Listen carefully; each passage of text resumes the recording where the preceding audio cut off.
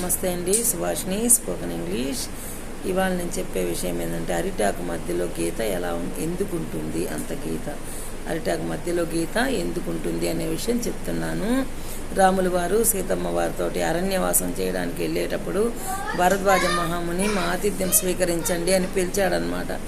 నేను నా అరణ్యవాసం పూర్తయిపోయిన తర్వాతనే మీ ఆశ్రమానికి వచ్చి తప్పకుండా ఆతిథ్యం స్వీకరిస్తాను అని చెప్పి మాట ఇచ్చాడు. సరే, అరణ్యవాసం అయిపోయింది. రావణాసురుని చంపేసి సీతమ్మ వారిని తీసుకొని వస్తూ ఉన్నారు. అప్పుడు అక్కడ అయోధ్యలో భరతుడు వాళ్ళు చెప్పిన టయానికి రాకపోతే అగ్ని ప్రవేశం చేయడానికి అగ్నిగుండాన్ని రెడీ చేసుకుంటున్నాడు.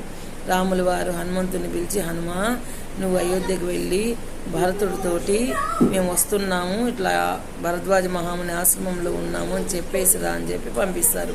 ఆయన అక్కడికి వెళ్ళి తిరిగి వచ్చేటప్పటికి అందరూ భోజనాలకి కూర్చుంటారు. అరిటాకులు వేసుకొని భోజనాలకి కూర్చుంటారు.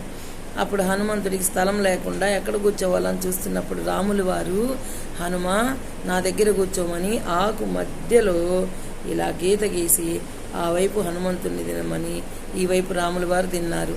అందుకే అరిటాకు మధ్యలో గీత ఏర్పడింది అని చెప్పి పూజారి చెప్పారు. నేను మీకు చెప్పాను. Thank you.